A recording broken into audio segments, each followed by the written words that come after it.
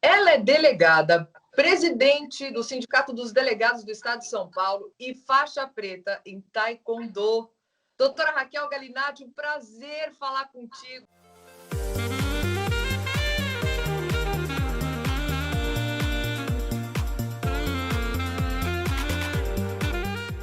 Eu queria primeiro começar a nossa entrevista te perguntando como é que é ser presidente de um sindicato, onde a maioria dos sindicalizados, né, você lida com muitos homens.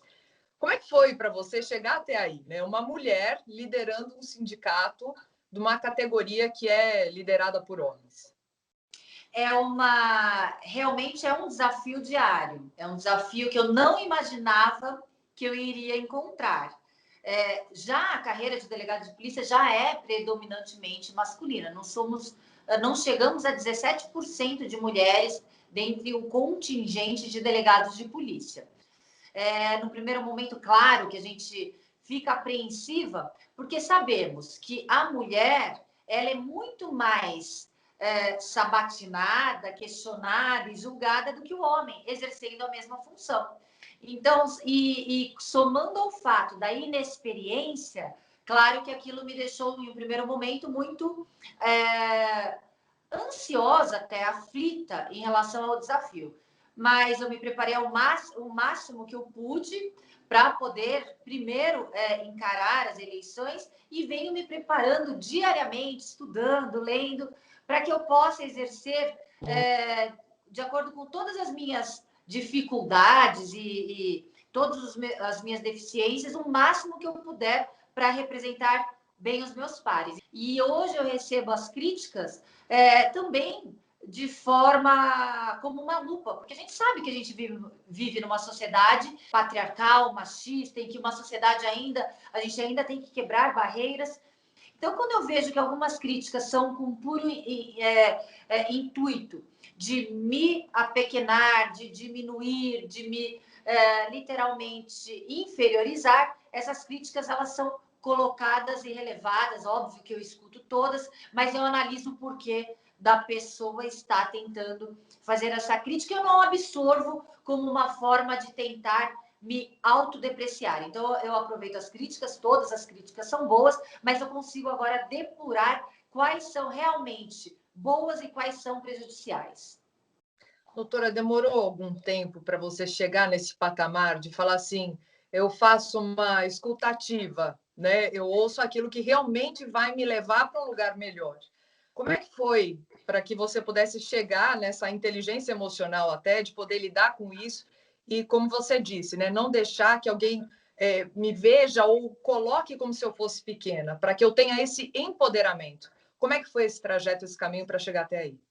Foi muito tenso, porque como eu vivi 3 meses muito intensos no início já do meu mandato, em situações em que eu posso até falar, situações de gaslighting no ambiente de trabalho, man-interrupting, man-explaining. Acredito que todos hoje saibam o que significa isso, mas rapidamente, é uma forma de você tentar minar qualquer manifestação de ideias das mulheres através de palavras, inclusive questionando, deixando aquela pessoa confusa a ponto daquela pessoa até duvidar de sua competência e capacidade. Resumidamente, é uma forma de violência psicológica que tanto existe no ambiente familiar como no ambiente de trabalho, e as mulheres são as principais vítimas. E eu senti essa situação muito forte, eu era sempre pré-questionada, pré-julgada, requestionada, não existe essa palavra, mas de forma duplicada, triplicada, nunca nada estava bom. Todos os erros parece que eram perseguidos, as pessoas esperavam o erro para poder falar, acertos eram passados de forma imperceptível. Quando eu percebi a nomenclatura e o que estava acontecendo, claro, ali eu consegui sim respirar, ter serenidade e muitas vezes desequilibrar quem estava tentando me desequilibrar. Claro, porque daí eu não permitia que chegassem as ofensas e os ataques. E eu retribuía de forma muito generosa esses ataques e essas ofensas, a ponto de desequilibrar os interlocutores. Então, é triste a gente saber que a gente tem que estar armada e bélica e combativa para poder exercer de forma natural as nossas obrigações, atribuições. Todas nós passamos por isso. É muito difícil. Acho que eu nunca conheci alguém que não tenha passado por uma situação dessa. É por isso que é muito importante a gente trocar essa ideia e falar muito sobre esse assunto, né? Como que você responde quando alguém pratica um gaslighting contigo? Olha, primeiramente, eu não permito que aquela situação continue. Eu já interrompo e já não dou margem para que aquela conversa continue daquela forma.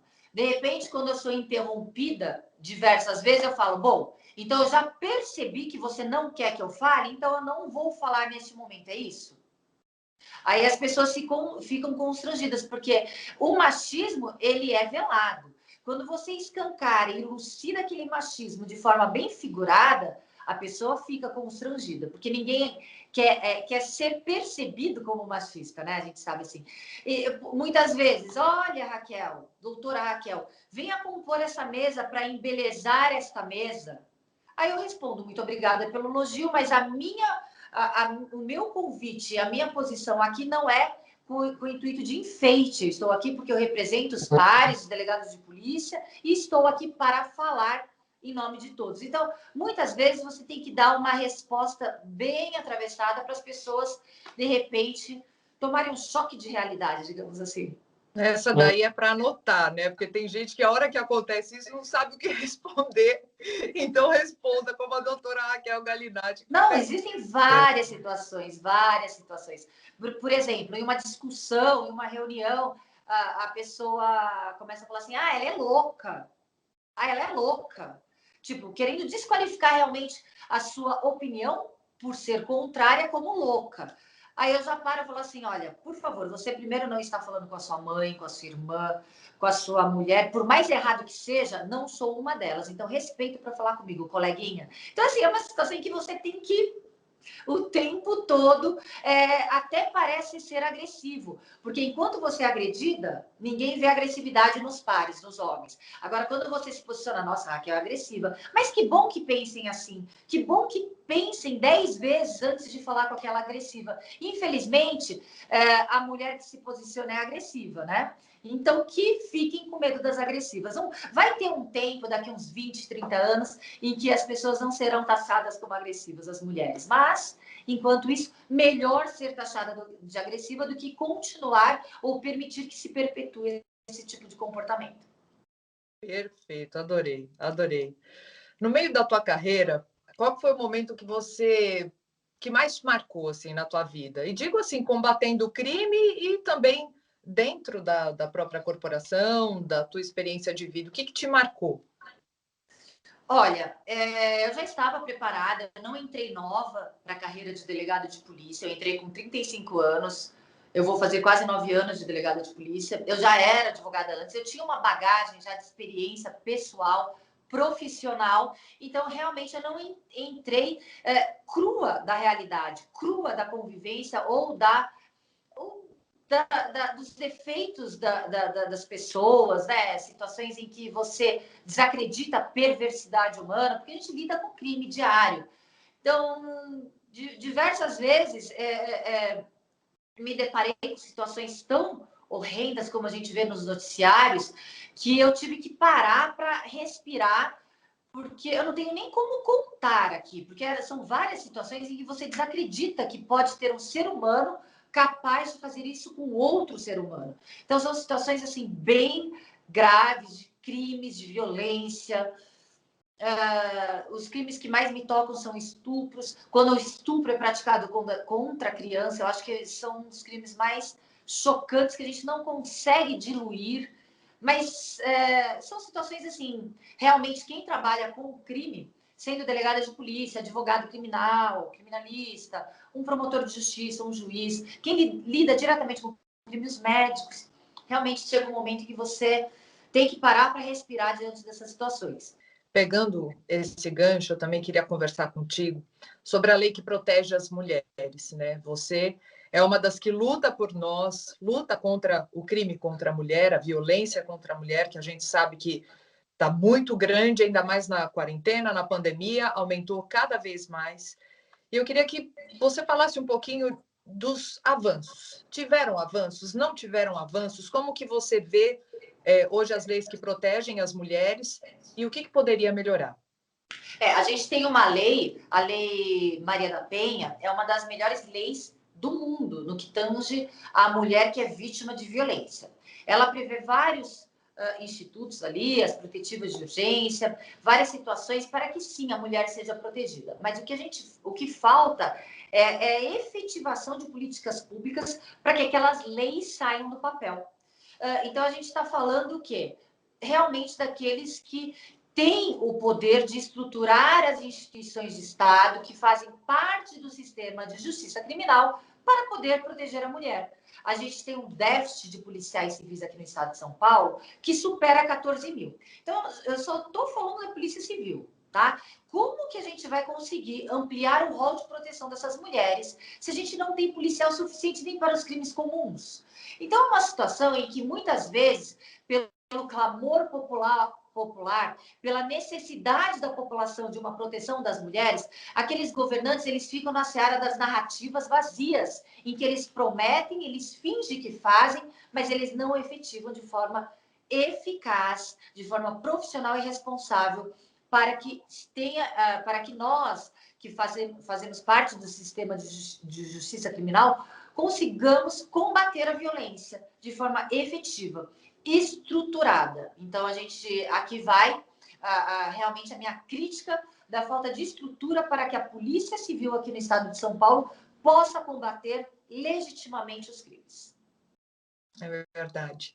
Inclusive, no meio de todas as leis que defendem as mulheres, recentemente, você mesma foi vítima, né, de um caso de stalking. Enfim, o rapaz foi levado para a delegacia, a doutora, obviamente, que fez aquela baita investigação em cima, mas é um momento em que a delegada que combate o crime também percebe como vítima a dor que aquilo provoca, né? Porque somos todos seres humanos. Como é que a doutora viu esse caso e como é que está a lei do stalking e como que você partiu para cima dele, doutora?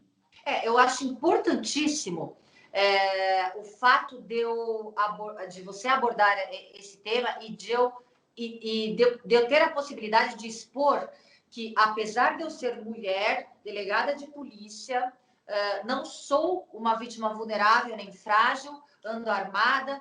As mulheres elas já são taxadas de frágeis e vulneráveis e os homens já se colocam naquela situação em que ele tem o direito de praticar o crime. E o pior é que as mulheres, quando vítimas de crimes e crimes sexuais ou crimes de ameaça ou violência, as mulheres elas são indagadas, inverte-se o polo. O que aquela mulher estava vestindo? Será que ela postou foto nas redes sociais provocativa? Qual é a roupa que você estava? Você já conhecia ele? Você deu margem para que ele fizesse isso? Muda o polo. Mas, enfim, no meu caso, as perguntas foram: você já o prendeu? Você prendeu algum familiar ou algum parente? Ou seja, não existe a possibilidade de um criminoso praticar um crime contra uma mulher se aquela mulher não tenha, entre aspas, o provocado. A gente tem que quebrar primeiro esse paradigma. A gente já tem que colocar de lado esse paradigma. Quando eu fui vítima, eu só descobri quando o criminoso ligou aqui no sindicato, pedi para passar o telefonema para mim, queria falar com a presidente do sindicato dos delegados, ou seja, ele passou da internet. E já, em um primeiro momento, perguntou por que eu não respondia as mensagens dele. Nesse momento, já vi que era alguma coisa estranha, já desliguei o telefone, já fui buscar em qual das minhas redes sociais que são abertas e assim permanecerão, porque eu me comunico não só com os delegados de polícia, com os policiais, mas com a população, e vai ficar aberta. Não vai intimidar, eu não vou fechar as minhas redes sociais. E aí eu já achei mais de 15 perfis, cada um com o mesmo nome, mas às vezes com outro sobrenome, João. E aqui eu não posso te mostrar a foto, porque eu poderia até responder por abuso de autoridade. Por que eu vou chegar nisso tudo? Ali eu já percebi todas as mensagens, desde degola, estupro, esquartejamento, morte com um tiro na minha cabeça. Já me dirigi à delegacia de forma muito rápida.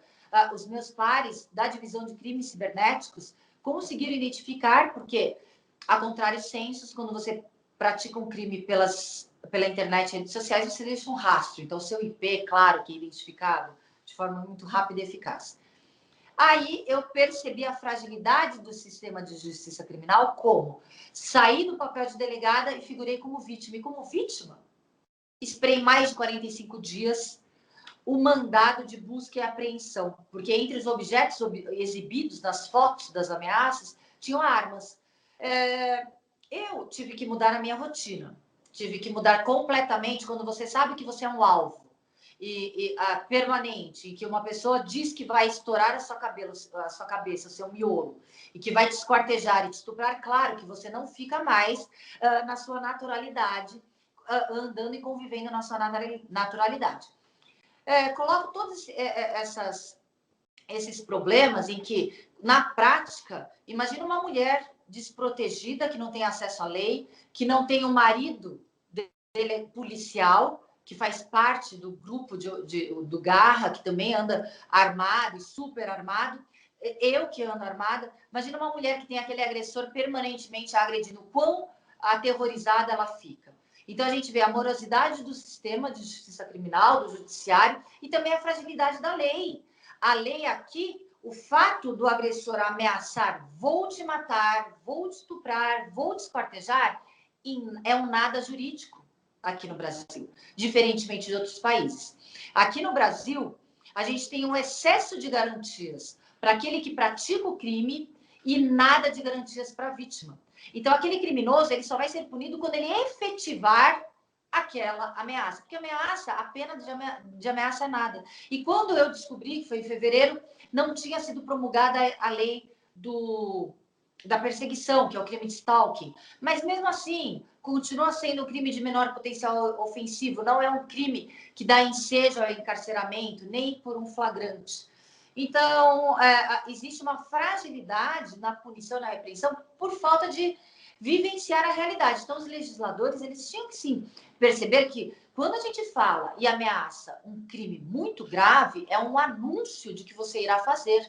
E muitas vítimas são mortas e antes elas foram vítimas de ameaça. Então, aí é um puxão de orelha aos legisladores e a nós, sociedade, que possamos exigir que esses crimes que hoje não são apenados, eles tenham uma pena significativa para dar a certeza do castigo para aquele que pratica.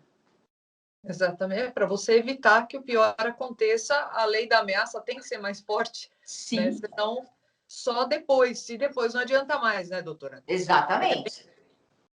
Exatamente. Doutora, para a gente finalizar a nossa entrevista, um recado para todas as mulheres, de tudo que você já viveu, né? E de tantos exemplos que você nos dá todos os dias. Eu queria que você desse um recado para quem está nos assistindo aí, para se empoderar em casa. Primeiro, eu agradeço a poder falar com você e a forma super carinhosa como você conduziu o nosso bate-papo. É um privilégio falar com todas, principalmente todas que assistem o canal. Eu vou dar um conselho como mulher. Primeiro, a gente tem que ter a nossa autoestima regada e cultivada diariamente. Nunca a gente pode deixar a nossa autoestima de lado ou permitir que outras pessoas destruam a nossa autoestima. E o empoderamento, na minha opinião, está a partir do momento em que a gente se considera e exerce realmente o papel de protagonista de nossas vidas. Quando a gente sabe que nós somos protagonistas, que nós iremos decidir e que ninguém mais irá decidir o nosso destino, além de nós mesmas, aí a gente está empoderada a partir do momento em que a gente sabe que ninguém irá interferir em nossas decisões, ninguém vai tirar a nossa credibilidade, nem abalar a nossa autoestima, porque a gente sabe o que é e a gente gosta do que a gente é. Muito bom. Raquel Galinatti aqui no Portal Eva. Doutora, muito obrigada, viu? Obrigada mesmo. Eu que agradeço. Um grande beijo para você e para todos que estão assistindo o Portal Eva.